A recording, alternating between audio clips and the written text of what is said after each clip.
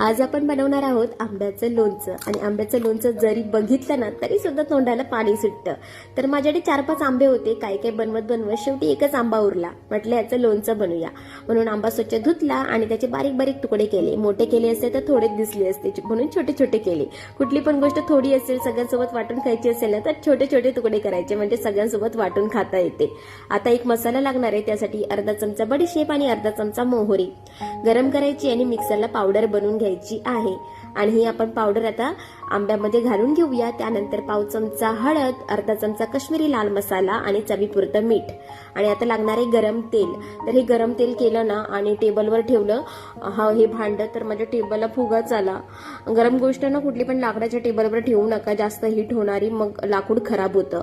तर हे सगळं मिक्स करून घेऊया. जास्त क्वांटिटीमध्ये लोणचं असेल ना तर थोडंसं हिंग वापरा. माझ्याकडे थोडंच होतं म्हणून नाही वापरलं. Thank you, bye bye and take care.